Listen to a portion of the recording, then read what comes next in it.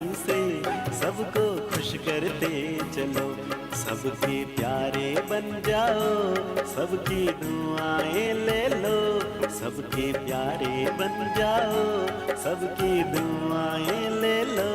अपनी मीठी वाणी से सबको खुश करते चलो, अपनी मीठी वाणी से सबको खुश करते चलो।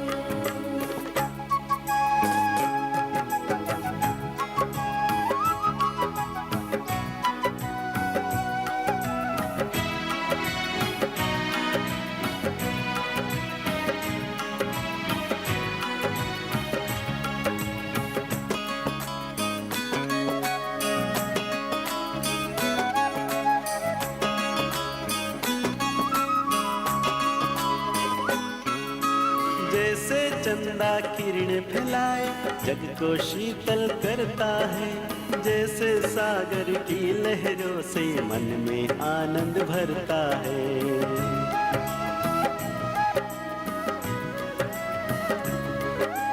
जैसे कोयल की कुहू कुहू से दिल में अमृत घुलता है, जैसे फूल खुशबू से अपनी मन चमन महकाता है। ऐसे सबके गम हर लो,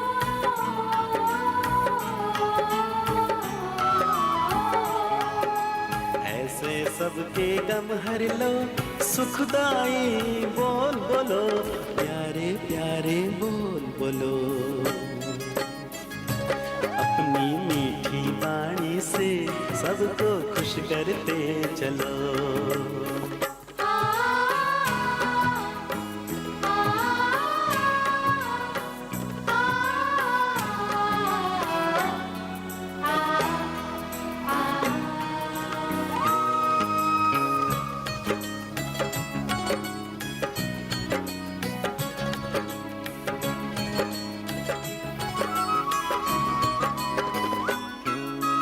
जैसे धरती सब कुछ सहकर सबको शरण वो देती है, जैसे कश्ती लहरें सहकर किनारे पे ले आती है।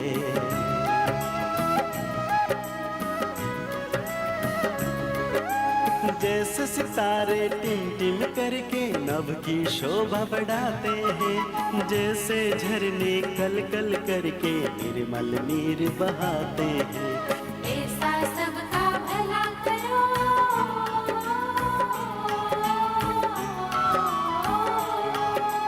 ऐसा सबका भला करो, प्रभु याद में मन भर लो, प्यारे प्यारे बोल बोलो। अपनी मीठी वाणी से सबको खुश करते चलो।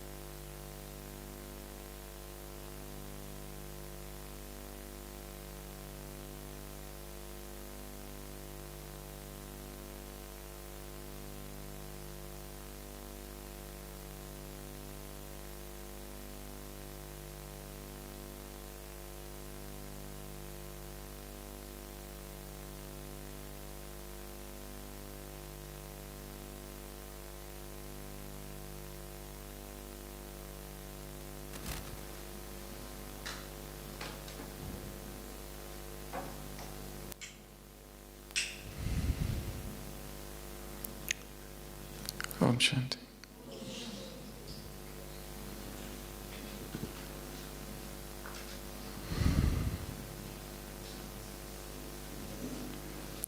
एक धन के नशे में चूर अत्यंत घमंडी पिता अपने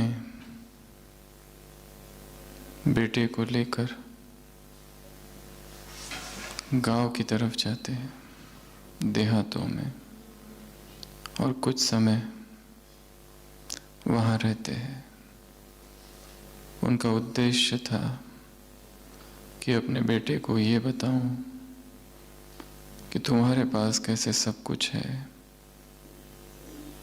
और संसार में कितने लोग हैं जो दुर्भाग्यशाली है, गरीब है, जिनके पास कुछ भी नहीं है।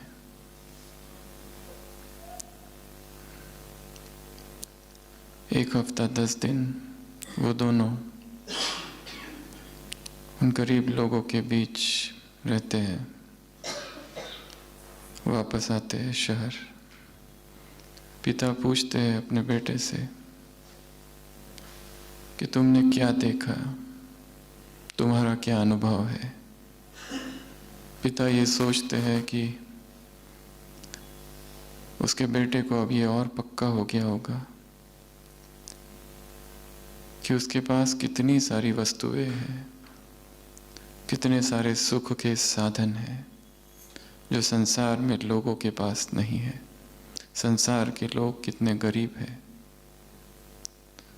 वो बेटे से कहते हैं कि अपने शब्दों में बताओ, तुमने क्या देखा, तुम्हें क्या अनुभव हुआ। वो बेटा कहता है, पिताजी, मैंने ये जाना कि हमारे पास एक कुत्ता है और उनके पास 4। हमारे पास लाइट्स है, दिए हैं, उनके पास चांद और सितारे हैं। मैंने ये जाना कि हमारे पास गार्डन में एक स्विमिंग पूल है और मैंने देखा उनके पास पूरी नदी है जिसका कोई अंत नहीं। वो बेटा कहता है, पिताजी, मैंने ये भी देखा कि हमें भोजन खरीदना पड़ता है, पर वो भोजन खुद बनाते हैं, अपना भोजन खुद उगाते हैं। वो कहता है, मैंने ये भी देखा हमारे पास आंगन है, उनके पास क्षितिज है जिसका कोई पारावार नहीं। वो बेटा कहता है कि हमारे पास सुरक्षा के लिए फेंस, दीवार है बड़ी बड़ी, उनके पास किसी दीवार की आवश्यकता नहीं है क्योंकि उनके मित्र ही उनकी रक्षा करते हैं। वो बेटा कहता है, हमारे पास छोटी सी जमीन है, उनके पास खेत है। और अंत में बेटा वो कहता है कि पिताजी, आज मैंने जाना कि हम लोग कितने गरीब हैं और वो लोग कितने अमीर हैं। सुख, खुशी, आनंद वस्तुओं से नहीं खरीदा जा सकता। मुरली में है, अज्ञानी लोग खरीदने की कोशिश करते हैं प्रसन्नता, परंतु भौतिक वस्तुओं से, संसारी चीजों से, संसारी पदार्थों से, सुख साधनों से आत्मा को कभी भी तृप्ति मिल नहीं सकती, क्योंकि आत्मा अनंत है, असीम है। असीम की प्यास असीम ही बुझा सकता है, अनंत की प्यास अनंत ही बुझा सकता है। सब कुछ पाने के बाद भी एक गहरा खालीपन, एक स्पिरिचुअल वैक्यूम, एक आध्यात्मिक रिक्तता हृदय में रहती है। जब तक हम स्वयं की सत्ता को ना जान ले, स्वयं के ऐश्वर्य को ना जान ले, स्वयं के भीतरी साम्राज्य को ना जान ले, तब तक वो रिक्तता, वो एम्प्टीनेस अंदर रहेगी। बाहर का कोई भी सुख, बाहर की कोई भी रोशनी, बाहर का कोई भी दिया भीतर प्रकाश नहीं कर सकता। भीतर की यात्रा अत्यंत अकेले की यात्रा है। भीड़ वहां प्रवेश नहीं कर सकती। भीड़ अंदर है, इसीलिए ही समस्या है। अध्यात्म अर्थात भीतरी भीड़ को बाहर कर देना और खुद अंदर प्रवेश करना। तो आज सुबह की अव्यक्त मुरली प्रसन्नता। कितने प्रकार है प्रसन्नता के आज की मुरली से? 2 प्रकार, फिर और 2 प्रकार, और कहीं 3 प्रकार। एक short lasting and long lasting, अल्पकालिक, दीर्घकालिक। थोड़े समय रहने वाली प्रसन्नता और लंबे समय रहने वाली प्रसन्नता। थोड़े समय जो प्रसन्नता है वो संसार की वस्तुओं से प्राप्त हो सकती है, परंतु यदि वो प्रसन्नता लंबा समय टिकानी है तो वस्तु, साधन उसका आधार नहीं हो सकते। ये पहला वर्गीकरण। दूसरा वर्गीकरण, एक है सदा प्रसन्न, एक है प्रसन्न, एवर हैप्पी और हैप्पी। तीसरा स्वयं से प्रसन्न। दूसरे में 3 भाग है। और तीसरा सेवा से प्रसन्न। दूसरे प्रकार की प्रसन्नता औरों से संबंधित है। उसमें अलग अलग जगह पर 3 बातें बताई है। पहला, हम दूसरों से प्रसन्न हैं। दूसरा, दूसरे हमसे प्रसन्न हैं। और तीसरा, दूसरों की वजह से हम प्रसन्न हैं। दूसरों से हम से दूसरे, और दूसरों की वजह से हम। ये 3 बातें दूसरे नंबर की प्रसन्नता की।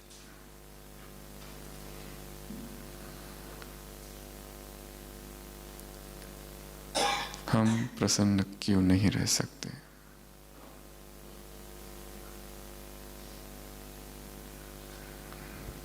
या फिर हम दुखी क्यों है? दुःखस्य कौन कारणम। सारी मुरली सुख, प्रसन्नता, खुशी का अन्वेषण कर रही है।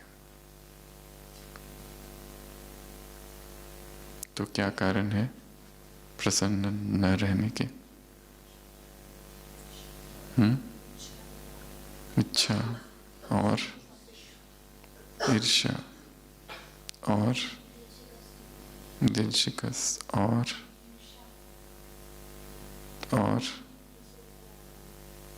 दूसरों पर आश्रित और कितने कारण हैं? 8 कारण है आज की मुरली से। सबसे पहला, स्वयं को न जानना।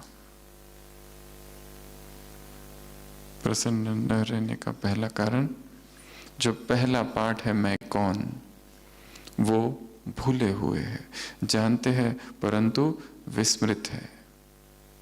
Who am I? मैं कौन हूं,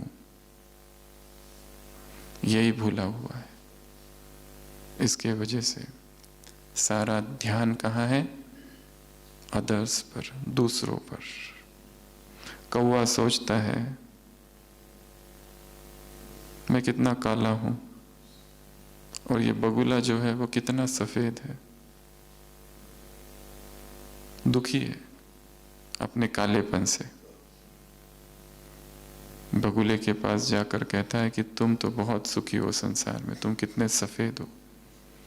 बगुला कहता है मैं भी ऐसा ही मानता था कि मैं बहुत सुखी हूँ, बहुत सुंदर हूँ, पर जिस दिन मैंने तोते को देखा, दो दो रंग, मेरी खुशी समाप्त हो गई। एक ही रंग पकड़ा हूं, उसको देखो दो दो रंग है। कौवा तोते के पास जाता है, तोता कहता है मैं भी यही समझता था कि मैं सबसे सुंदर हूं, पर जिस दिन मैंने मोर को देखा मल्टी कलर्ड, मेरी खुशी समाप्त हो गई। लगा कि मैं भ्रम में जी रहा था। कौवा मोर के पास जाता है। मोर प्राणी संग्रहालय में है, जू में। कौवा कहता है कि तुम कितने सुखी हो, सब कुछ तुमको मिलता है, हजारों लोग तुम्हें देखने आते हैं, और कितना तुम्हारा सौंदर्य है। मोर कहता है मेरा सौंदर्य ही मेरे दुख का कारण है।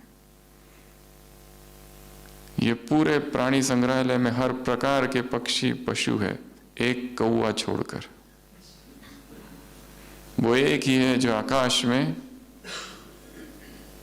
उन्मुक्त गगन में स्वतंत्र घूमता है। उससे अधिक सुखी तो संसार में कोई भी नहीं है। ये कालापन जैसे उसके लिए वरदान है। मैं कौन हूं, यही भूला हुआ है। तुम जैसा, तुम्हारे जैसा कोई भी नहीं है। You are unique, incomparable. तुम्हारा कंपैरिजन, तुम्हारी तुलना, अतुल हो तुम। तुम्हारी तुलना किसी के भी साथ नहीं की जा सकती। तुम में जो है वो इस संसार में और किसी के भी पास नहीं है। ये तो ठीक है, मनुष्य अपनी तुलना मनुष्य से करता है। अगर वो अपनी तुलना झाड़ से करने लगे, पशु पक्षियों से करने लगे, चांद सितारों से करने लगे, सूरज से करने लगे, तो कितना दुखी हो जाएगा। मनुष्य से तुलना कर कर ही इतना दुखी है। पक्षी से तुलना करे तो दुखी हो जाएगा, मैं उड़ नहीं सकता, मैं उड़ नहीं सकता। मछली से अगर तुलना करे तो मैं तैर नहीं सकता। कितना कितना दुखी हो जाएगा।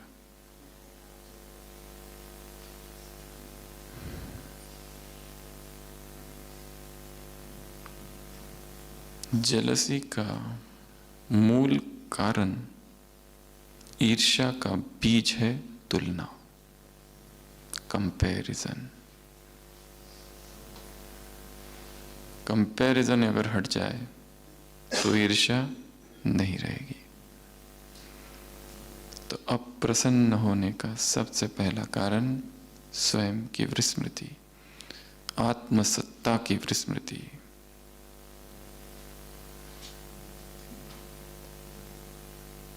स्वयं के अस्तित्व को हमने पूरी तरह नहीं जाना है। इस परिवार में ही नहीं, इस संपूर्ण जगत में मैं एक उत्कृष्ट कलाकृति हूं। I am a masterpiece. मेरे जैसा ना कोई था, ना कोई है, और ना कोई होगा। रोज इस वाक्य का अभ्यास करना है। मेरे जैसा इस संसार में ना तो कोई था, ना कोई है, और ना कोई होगा। तो सबसे पहला कारण स्वयं की विस्मृति। सारे स्वमान क्या करते हैं? हमें याद दिलाते हैं कि मैं कौन हूं। दूसरा कारण अप्रसन्नता का। बाप ने जो बनाया या दिया उसको भूले हुए, अर्थात प्राप्तियों की विस्मृति। सारा चिंतन किसका चल रहा है? अभाव का, डिफिशियंसी का, जो नहीं है उसका, और जो है, जो मिला है, जो दिया गया है, उसका हमने इतना चिंतन किया ही नहीं है। मधुबन में आने का अवसर, मधुबन में रहने का अवसर, मधुबन में अमृत वेला करने का अवसर, मधुबन में सेवा करने का अवसर, ब्राह्मणों की सेवा करने का अवसर, पवित्र जीवन जीने का अवसर, फरिश्ता स्थिति का अनुभव करने का अवसर, शरीर में रहते शरीर से डिटैच्ड होने का अवसर, इतना कुछ मिला है, स्थूल भी और सूक्ष्म भी। जो मिला है उसकी विस्मृति और चिंतन हम किसका कर रहे हैं? जो नहीं मिला, जो नहीं है, जो दूसरों के पास है।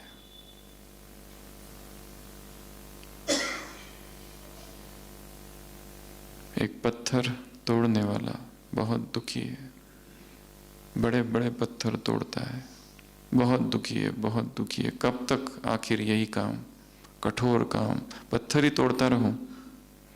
देखता है एक साहूकार जा रहा है, सोचता है मैं भी साहूकार बन जाऊं तो कितना अच्छा होगा। भगवान से प्रार्थना करता है, हे प्रभु मुझे साहूकार बना। अचानक फरिश्ता प्रकट होता है। कहानी झूठी है पंचतंत्र की, पर उसके झूठे होने से उसका जो बोध अर्थ है वो कम नहीं हो जाता। फरिश्ता कहता है जो तुम सोचोगे और जो तुम चाहोगे वही होगा, तथास्तु। वो साहूकार बन जाता है, इतना खुश हो जाता है, पालकी में बैठ के जा रहा है। परंतु उसकी ये खुशी अल्पकाल है। थोड़ी देर में देखता है राजा जा रहा है, उसके सामने ये पालकी तो जैसे बैलगाड़ी लगने लगती है उससे। फिर से प्रार्थना करता है, प्रभु मुझे राजा बना दे। राजा बन जाता है, तथास्तु। फिर से फरिश्ता।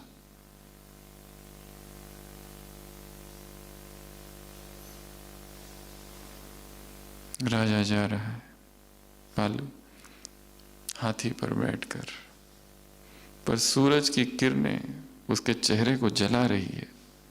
गुस्सा करता है सूरज पर। इसका अर्थ यह हुआ सूरज मुझसे अधिक शक्तिशाली है। हे प्रभु मुझे सूरज ही बना दे। तथास्तु, सूरज बन जाता है। अब बहुत खुश है, सारी धरती को जलाऊंगा, पर मेरे किरणों के बीच ये बादल कहां से आ गए? अर्थात बादल मुझसे अधिक शक्तिशाली है। हे प्रभु मुझे बादल बना दे। बादल बन जाते। अब वर्षा ही वर्षा पूरी धरती पर ये क्या? चट्टानों पर, पर्वतों पर मेरे वर्षा का कोई प्रभाव नहीं। वो तो वैसे के वैसी ही है। वो चट्टाने, वो पत्थर, अर्थात पत्थर मुझसे अधिक शक्तिशाली। हे प्रभु मुझे पत्थर बना दे। और पत्थर को तोड़ने एक पत्थर तोड़ने वाला आ जाता है, अर्थात ये मुझसे अधिक शक्तिशाली है। प्रभु मुझे पत्थर तोड़ने वाला बना दे। फिर से वो वही बन जाता है जो शुरुआत में था, पर अब वो बहुत खुश है, बहुत खुशी खुशी से पत्थर तोड़ रहा है। पहले भी वही था, अभी भी वही है। अभी समझ में आया कि मैं क्या हूं, मेरे पास क्या क्या है। तो दूसरा कारण खुशी, प्रसन्नता, गुम होने का, जो पाया है, जो मिला है, उसकी विस्मृति, फिर से याद करना। कितनी मूर्तियों में आता है, खजानों की लिस्ट बनाओ, प्राप्तियों को सामने रखो, अमृत वेला, भाग्य की स्मृति में रहो। तीसरा कारण अप्रसन्नता का, खजाने को अपने अंदर समाया नहीं है। प्राप्तियों को क्या नहीं किया? समाया नहीं है। समाने के लिए क्या करना पड़ेगा? चिंतन, मनन, एकांत में और मौन में। जो कुछ मिला है, बाबा ने कहा ना, सबको एक जैसा दिया है, किसी को आधा, किसी को चौथा, सबको सर्वशक्तियां दी गई है, सर्वगुण संपन्न सब कुछ दिया गया है हर एक को। जो दिया गया है उसको समाने के लिए क्या करना पड़ेगा? चिंतन, मनन, डूबना पड़ेगा उन खजानों में। और इसके लिए क्या चाहिए? मौन और एकांत और अंतर्मुखता। तो ये मुख्य 3 कारण हैं जिस वजह से दुखी है। इसलिए चिंतन ये छोड़कर कुछ और चल रहा है, दूसरों का, दूसरों को क्या मिला है उसका। चौथा कारण, अपनी विशेषता को कार्य में नहीं लगाया। हमारी ग्रेटेस्ट वीकनेस हमारी ग्रेटेस्ट स्ट्रेंथ बन सकती है। हमारी सबसे बड़ी जो कमजोरी है, सबसे बड़ी, उसी को क्या कर देना है? अपनी सबसे बड़ी ताकत बना देना है। ऐसा संसार में लोग कहते हैं, वो कमजोरी को ताकत बनाने की बात कर रहे हैं। बाबा कह रहे जो विशेषता है उसको क्या करो? यूज करो। उससे क्या होगा? एक, उसके आगे 0 लग जाए तो कितना बनेगा? 10, और 0 100, और 0 1000। हिसाब निकालते जाओ। एक विशेषता दूसरी विशेषता को आकर्षित करेगी, खींचेगी।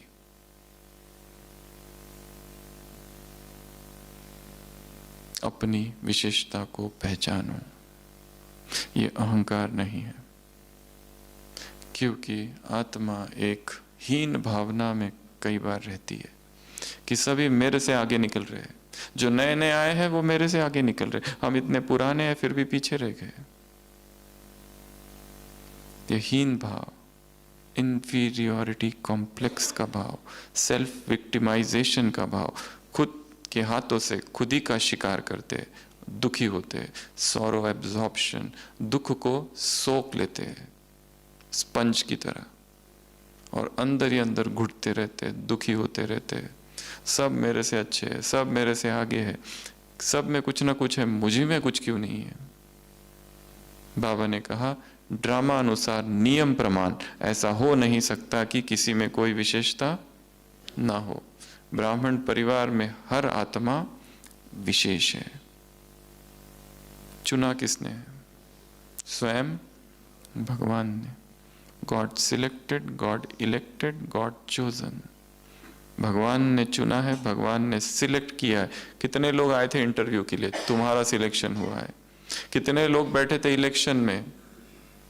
खड़े हुए थे कितने लोग, परंतु सब गिर गए। You are God elected, God selected and God chosen. पूरे शहर में, पूरे गांव में कई लोग हैं, पूरे गांव में एक ही व्यक्ति ज्ञान में चलता है, उसको भगवान ने चुना है। और उसकी चॉइस गलत नहीं हो सकती। जरूर उसने कुछ पोटेंशियल, कुछ संभावना, कुछ सुप्त शक्तियां उस आत्मा में देखी होगी, इसीलिए उसको चुन लिया। संसार की भीड़ से चुने हुए। उसे लगा होगा ये मेरे काम में आएगा।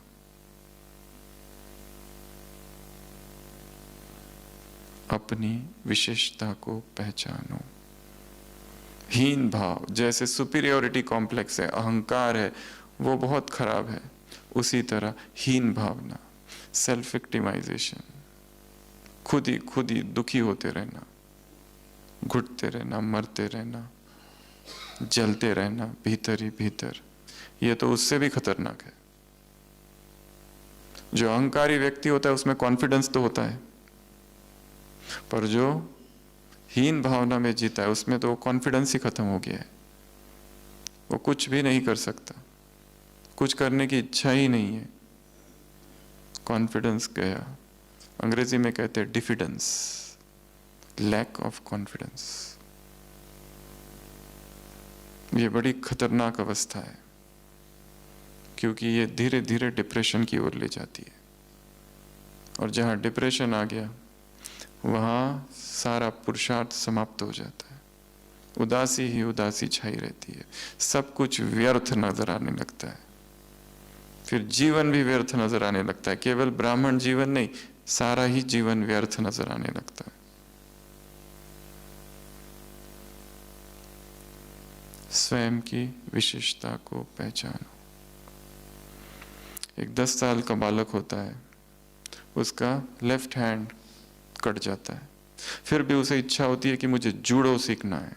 वो एक बहुत प्राचीन मास्टर के पास जाता है, जूडो मास्टर, कहता है मुझे जूडो सीखना है, सिखाओ। उसकी उमंग, उसकी लगन देखते हुए वो मास्टर उसे जूडो सिखाता है, पर सारी ट्रेनिंग में उसे बस एक ही मूव, एक ही प्रकार से वार कैसे करना, वो एक ही मूव, इतनी सारी दूसरी बातें हैं, वो कुछ भी नहीं सिखाता है, एक ही सिखाते रहता है लास्ट तक। वो कहता है जैसे दूसरों को अलग अलग सिखाते हो, मुझे भी कुछ वैरायटी सिखाओ।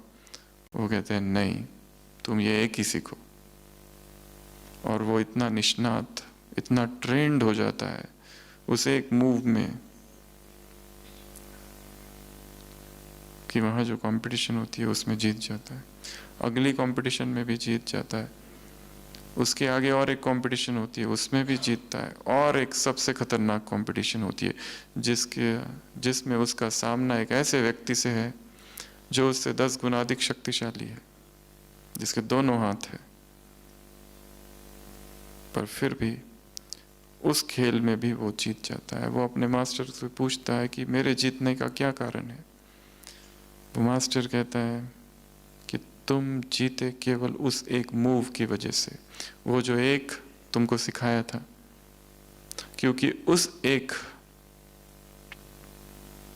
टेक्निक में तुम्हारे सामने जो शत्रु था, अगर उसे अपनी रक्षा करनी है तो उसे तुम्हारा लेफ्ट हैंड पकड़ने की आवश्यकता थी, और तुम्हारा तो लेफ्ट हैंड था ही नहीं, इसलिए तुम्हारी जीत हो गई। और दूसरी बात, उसने तुमको कमजोर समझा, इसलिए वो हारा। इस बच्चे की सबसे बड़ी कमजोरी थी, एक हाथ ही नहीं है, फिर भी सीखा, लगन है, लक है सीखने की। तो हमारे सामने चाहे कुछ भी बाधा हो, कैसी भी बाधा हो, यदि हमें आगे बढ़ना है, फूल जिसने उगाने की सौगंध ली, वो मगन हो के चलता रहे, चाहे धरती हो कितनी कठोर, हर घड़ी चलते हैं वो उजाले की ओर। वो रुकेंगे नहीं, चाहे परिस्थितियां कितनी भी विपरीत हो, लोग कितना भी विरोध कर रहे हो, प्रतिकूल परिस्थितियों में ही संपन्न बना जाता है। तो चौथा, अपनी विशेषता को पहचानना, कार्य में लगाना। कार्य में न लगाना कारण है प्रसन्न न रहने का। 5वां कारण, अप्रसन्नता का। टाइम पर लगाना है। कार्य में कब लगाना है? समय पर, नहीं तो समय की गाड़ी छूट जाएगी, चाहे 1 सेकेंड या 1 घंटा। कोई कहे कि मैं 1 सेकेंड ही लेट हुआ हूं, पर गाड़ी तो छूट गई ना। उस गाड़ी को तो रोका जा सकता है, समय की गाड़ी को कोई भी नहीं रोक सकता। जो समय अब है, अभी है, इस समय है, बस यही पुरुषार्थ का समय है। नाउ, कल सुबह का नहीं, अभी इसी वक्त यहां।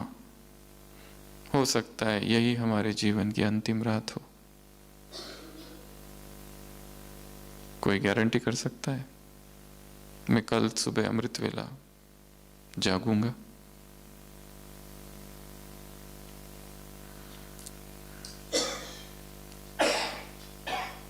टाइम पर, समय पर अपनी विशेषता को कार्य में न लगाना हमारे दुख का कारण है। अप्रसन्नता का कारण है। छठवा, दिल शिकस्त, उदास, भाग्य को दोष देना। मेरा भाग्य ही ऐसा है, मेरे साथ ऐसा ही होता है, बचपन से ही ऐसा होता आ रहा है। जो हम सूक्ष्म में मन में सोचते हैं वो ही हो रहा है। यदि सारी दुनिया हमारा विरोध कर रही है, उसका संकल्प मन में है, चिंतन किया है सूक्ष्म में कि मैं जो भी अच्छा करने जाता हूं सब मेरे विरोध में हो जाते हैं। क्यों हो रहे हैं? वो हिसाब किताब अलग बात है, परंतु हमारे संकल्प ही ये करा रहे हैं। सूक्ष्म में हमने ही सोचा है, इसलिए ऐसा हो रहा है। जो कुछ घटनाएं हो रही है हमारे संकल्पों का परिणाम है। हमारे विचार प्रकृति में जा रहे हैं, उन्हीं तरह के विचारों को आकर्षित कर रहे हैं।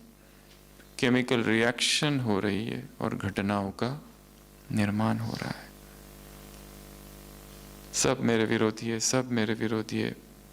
निरंतर ऐसा सोचने वाले के सब विरोधी, जो दोस्त है वो भी विरोधी हो जाएंगे। एक तो ये कारण है। दूसरा कारण, बीज से कनेक्शन कम है। अगर बीज से कनेक्शन शक्तिशाली है तो झाड़ के सारे पत्ते अपने आप सहयोगी हो जाएंगे। तीसरा, दिखावे की इच्छा है, कहीं ना कहीं एडवर्टाइजमेंट है, आडंबर है, ढोंग है। दूसरों को पता चले मैं हूं, मेरी सेवाएं क्या है।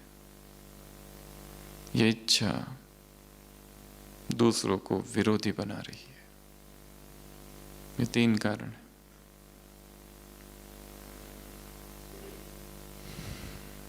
दिल शिकस्त हो जाना, दुखी हो जाना, उदास हो जाना, नाराज हो जाना, रूठ जाना। और रूठने का कारण हमारी अपनी इच्छाएं है और अपेक्षाएं है। बाबा ने कहा इच्छा अच्छा बनने नहीं देती। हम जो सोचते हैं लोग उसके विरोध में करते हैं। क्यों? क्योंकि हमारी एक्सपेक्टेशंस बहुत ज्यादा है।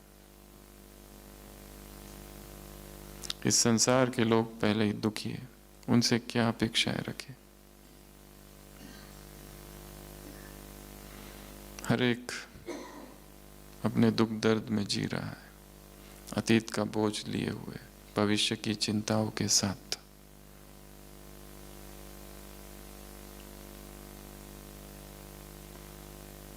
दुखी हो जाना, दिल शिकस्त हो जाना, नाराज, उदास, डिसहार्टन्ड। और जब भी ऐसा हो, दूसरों को दोषी नहीं ठहराना।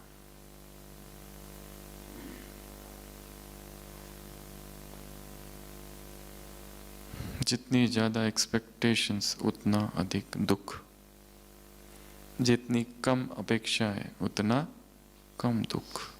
दूसरे हमारी केयर करे, दूसरे हमारा साथ दे, दूसरे हमें सहयोग दे, दूसरे हमें सम्मान दे, हमारी प्रशंसा करे, एक्नॉलेज करे, रिकॉग्नाइज करे, हॉस्पिटैलिटी, मेहमान नवाजी करे, प्रेम दे, केयर दे, अटेंशन दे, ध्यान दे मेरी तरफ, मुझे समझे, अंडरस्टैंडिंग, सिंपैथी, सहानुभूति प्रकट करे। ये सभी रॉयल भिखारीपन है। योगी अर्थात मुझे किसी से कुछ भी नहीं चाहिए। स्थूल तो बहुत दूर की बात, ये जितनी सूक्ष्म बातें बताई है, प्रेम, सम्मान, केयर, लव, ये सब कुछ, ये भी भिखारी बना देता है। कुछ भी नहीं चाहिए। I stand alone.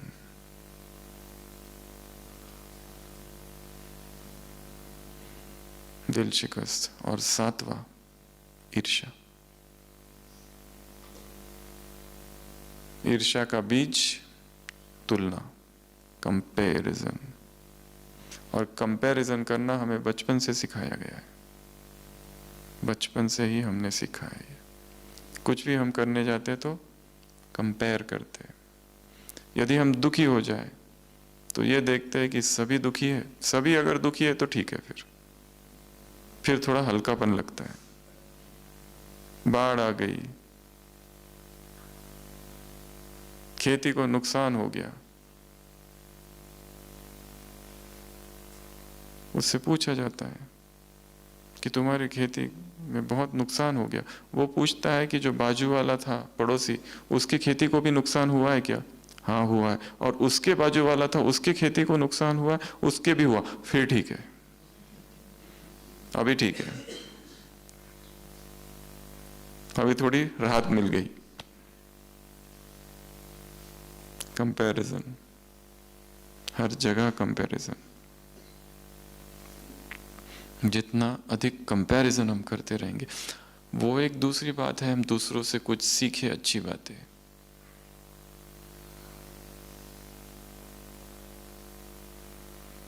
परंतु इसलिए जेलसी दो प्रकार की होती है, पॉजिटिव एंड नेगेटिव।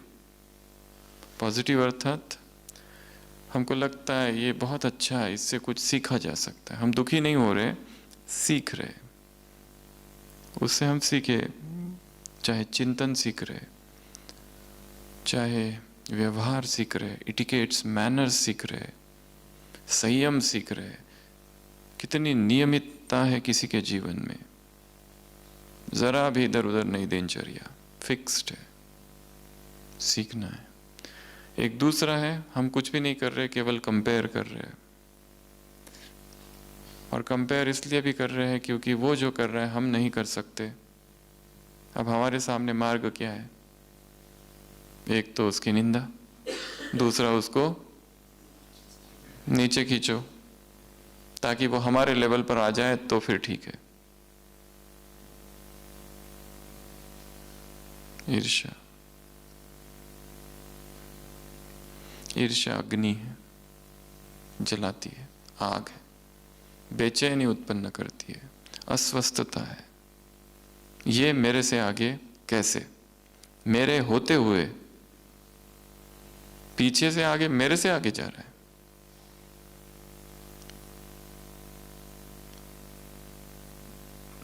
ये क्यों हम भूल रहे हैं कि हर एक की विशेषता अपनी है और वो नहीं कर रहा है, भगवान उसे यूज किए कर रहे हैं।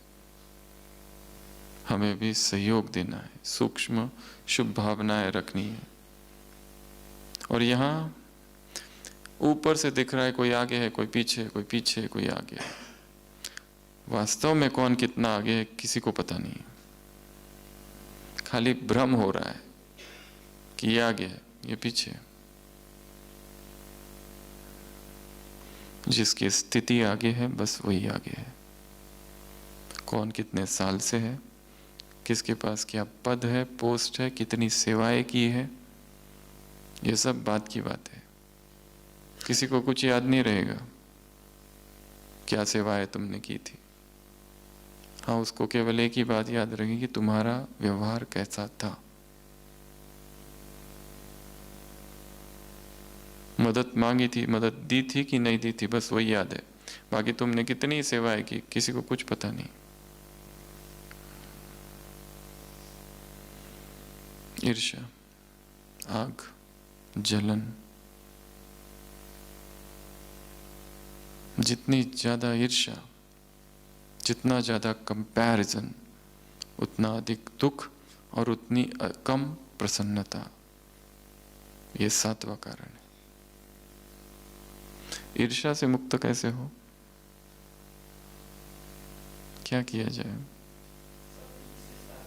सबकी विशेषता देखना, केवल देखना नहीं, सच्ची दिल से देखना, एप्रिशिएट करना, आगे बढ़ाना और खुद को भी विशेष समझना।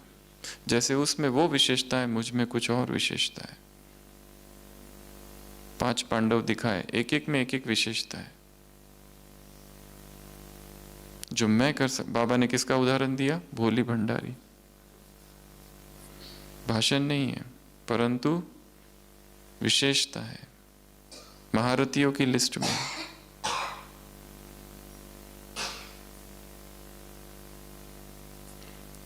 चाहे स्थूल सेवा ही क्यों ना हो, जो भी सेवा करो अपनी सारी आत्मा को उसमें डाल देनी है, इतनी अहोभाव अनन्य भाव से।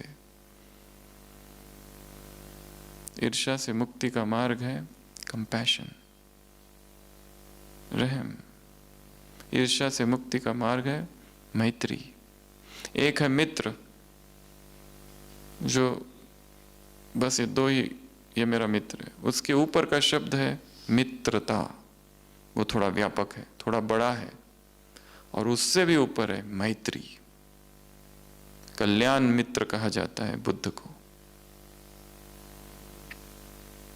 मैत्री अर्थात मित्रता फिर भी कुछ लोगों में हो सकती है, पर मैत्री की कोई बाउंड्रीज नहीं है, कोई दीवारें नहीं है, सबसे मैत्री है। ऐसे 3 शब्द है।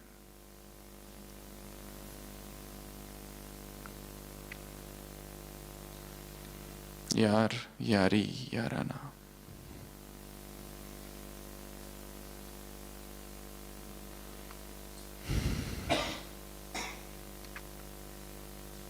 और क्या करें ईर्ष्या से मुक्त होने के लिए?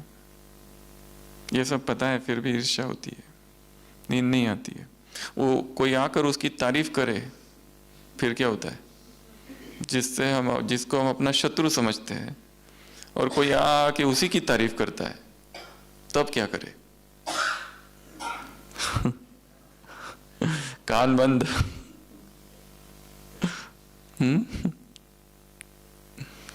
शुभ भावना की कमी है, स्टॉक कम है, ये पहले स्वीकार करना पड़ेगा। बाकी सबके प्रति, उसके प्रति कम है, उसके अवगुण ही दिखाई दे रहे हैं, अवगुणी दृष्टि है, उस पर काम करना पड़ेगा। कोई बहुत ज्यादा गुणवान है, गुण खलभयम, भर्तरी कहता है जो गुणवान होता है, बहुत जिसमें गुण होते हैं, उसके शत्रु भी बहुत ज्यादा होते हैं। सच्चाई के मार्ग में दुश्मनों की कमी बिल्कुल भी नहीं है, भंडार लगे हैं, अंबार लगे हैं दुश्मनों के।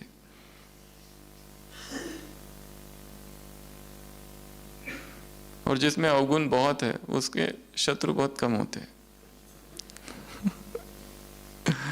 जिसमें बहुत ज्यादा गुणवान है,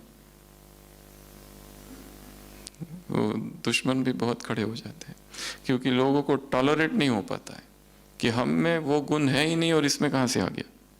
हम इतने सालों से कोशिश कर रहे हैं कि हमारा अमृत वेला परफेक्ट हो, पर रोज कभी 3 बजे उठते, कभी 4 बजे उठते, कभी 5 बजे उठते, अभी तक स्थिरता नहीं आई है। और इसको देखो तो एकदम स्थिर, ये कैसे हो सकता है? कुछ तो करेंगे।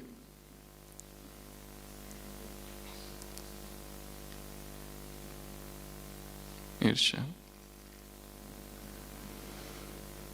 धन्यवाद का भाव प्रकट करना है, करुणा का भाव प्रकट करना है, मैत्री का भाव प्रकट करना है सबके प्रति। तब कहीं ये ईर्ष्या जो है ये कम कम होती जाएगी। और सबसे मुख्य ये कंपैरिजन बंद कर देना है, अपने ही स्वमान का अभ्यास। 8वां कारण अप्रसन्नता का तख्त से नीचे।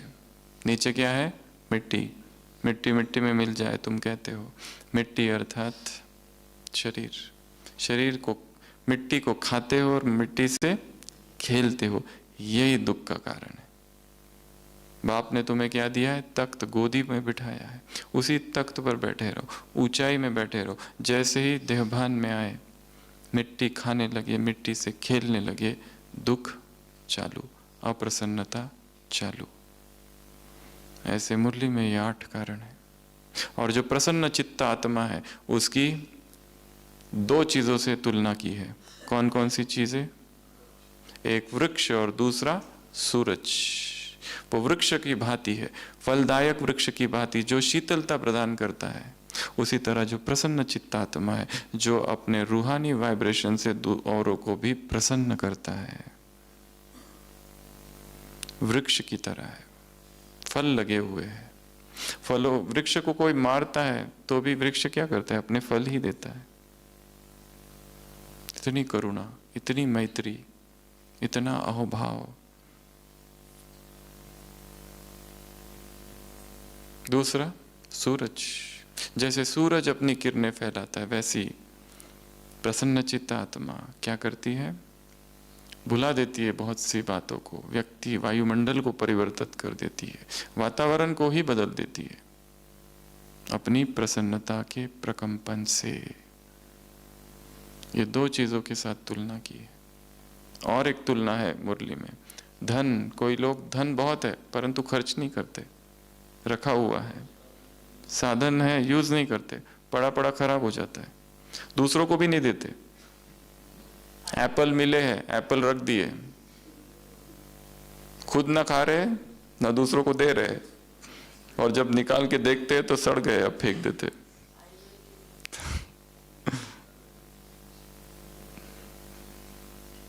बांटो। ये ईश्वरीय खजाने ऐसे है कि जितने बांटो उतने बढ़ते हैं। बाहर का जो अर्थशास्त्र है वो क्या कहता है कि चीजों को बांटने से क्या होती है? कम होती है। ये आध्यात्मिक अर्थशास्त्र है। वो अर्थशास्त्र जो है वास्तव में अनर्थशास्त्र है। रियल अर्थशास्त्र ये है, जो तुम्हारे पास है वो दे दो तो अपने आप बढ़ेगा। इस हाथ से देते जाओ, इस हाथ में आते जाएगा। इधर से आया इधर से चला भी गया, अनित्य है वो भी, उससे क्या लगाओ। तो ये दो चीजों का कंपैरिजन, एक कंपैरिजन मुरली में। प्रसन्न चित्त रहने की और एक विधि भी बताइए। कौन सी? टीचर्स से मुलाकात, पैदल वॉकिंग। पहले बहुत करते थे, अब कम करते। टीचर्स को बाबा ने कहा बने बनाए पर आए हो, फल बीज उन्होंने डाला, फल खाने आ गए। फल खाने के टाइम पर मेहनत उन्होंने की, एक हाथ में सामान, और निकल पड़े। जो सुबह सेवा का स्थान वही रात में सोने का स्थान। त्याग, त्याग है, तप है, वैराग है। इसलिए अब ऐसी सेवा करो, क्वालिटी और क्वांटिटी की।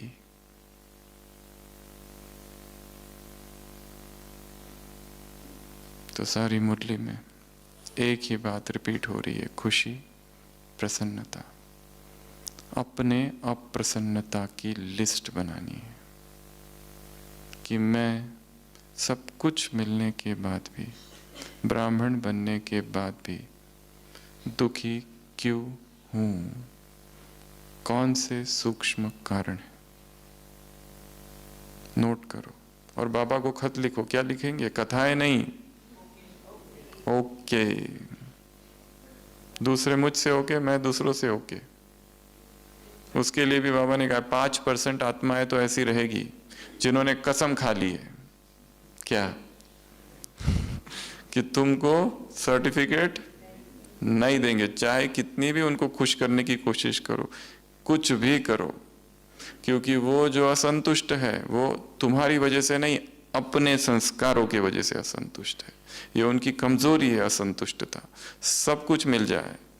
जैसे मैक्सिको में एक जगह पर 2 प्रकार के झरने हैं, एक झरना में गर्म पानी है, एक झरने में ठंडा पानी है। वहाँ की जो माताएं हैं वो कपड़े धोने के लिए पहले गर्म में धोती है, फिर ठंडे में धोती है। 2 प्रकार के पानी एक ही जगह पर। एक जर्नलिस्ट वहाँ पहुँचता है, पत्रकार, सबका इंटरव्यू लेता है, कहता है तुम लोग तो कितनी प्रार्थना करते होंगे भगवान से कि 2 पानी एक साथ दे दिया। वहाँ की एक स्त्री कहती है कैसा पानी, साबुन तो दिया ही नहीं, खाली पानी से क्या होता है? सब कुछ है फिर भी दोष तो निकालेंगे। बड़ी शार्प होती है ऐसी आत्माएं, बहुत स्ट्रांग इंटेलेक्ट होता है। बाकी लोग तो स्तुति करते रहेंगे, बहुत अच्छा बहुत अच्छा, पर ये लोग बहुत एक एक चीज का अन्वेषण विश्लेषण करके उसमें गलत क्या है वो निकालेंगे। हम पर इतना, हमारी इतनी स्टडी कर रही है, कितना धन्यवाद देना चाहिए उनका। इतना टाइम अपना अमृत वेले का त्याग कर अपने ज्ञान योग को दांव पर रख। मुरली का चिंतन, अध्ययन, स्टडी छोड़कर हमारे व्यवहार की, हमारे बोल की स्टडी कर रहे हैं। ये कल्याण मित्र है ये हमारे बड़े मित्र है सच्ची मैत्रीता तो इनसे है। तारीफ करने वालों में क्या मैत्री, अवगुणों को जो पकड़ रहे हैं हमारे, बड़ी तपस्या है उनकी। ऐसे कैसे? सदा प्रसन्न रहने वाली आत्माओं को ऐसे, ऐसे नॉलेजफुल आत्माओं को ऐसे, ऐसे पावरफुल आत्माओं को ऐसे, मास्टर सर्वशक्तिवान आत्माओं को ऐसे, सामना करने और समाने वाली आत्माओं को ऐसे, सच्चे सेवाधारियों को ऐसे, बड़ी बात को छोटा करने वाली आत्माओं को ऐसे, वायुमंडल को शक्तिशाली बनाने वाली आत्माओं को ऐसे, प्रसन्न चित्त आत्माओं को ऐसे, सबसे बड़ी सेवा करने वाली, सबसे बड़ी सेवा क्या है? प्रसन्न मूर्त बनना। ऐसी प्रसन्न मूर्त आत्माओं को ऐसे, विशेषताओं को जीवन में धारण करने वाली, विशेषताओं को जानने वाली, पहचानने वाली, काम में लगाने वाली, समय पर कार्य में लगाने वाली, विधि पूर्वक कार्य में लगाने वाली आत्माओं को ऐसे, तख्त नशीन आत्माओं को, तख्त से नीचे न आने वाली, कर्मेंद्रिय जीत आत्माओं को, स्वराज्य अधिकारी आत्माओं को, मिट्टी को न खाने वाली, ना मिट्टी से खेलने वाली आत्माओं को ऐसे, बाप को ही संसार बनाने वाली आत्माओं को वही सब कुछ है ऐसे, ऐसे ईर्ष्या का हम तो ईर्ष्या नहीं करते, दूसरे हमसे ईर्ष्या करते, तब क्या करें? ये एक दूसरा प्रश्न है। हम तो किसी से नहीं करते, पर हमसे करते हैं दूसरे, लगे हुए हैं टांग खींचने में उनके प्रति भी शुभ भावना रखने वाली आत्माओं को ऐसे, एक्सरसाइज करने वाली आत्माओं को ऐसे, पैदल करने वाली आत्माओं को ऐसे, फल खाने के समय में आग जाने वाली आत्माओं को अब दूसरों के लिए बीज डालो ताकि वो फल खा सके ऐसी, क्वालिटी क्वांटिटी दोनों लाने वाली आत्माओं को ऐसे, एक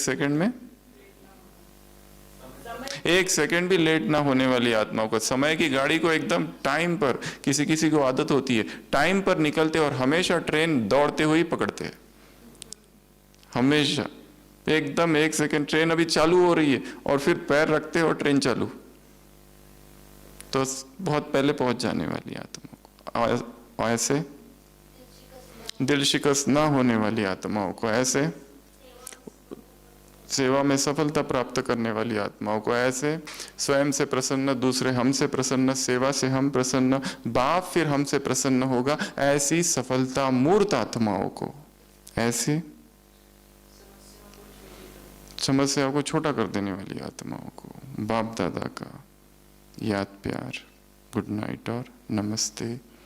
हम रूहानी बच्चों की रूहानी बाप दादा को याद प्यार, गुड नाइट और नमस्ते। शिखर पर मिलेंगे। सभी अपनी यात्राएं चालू कर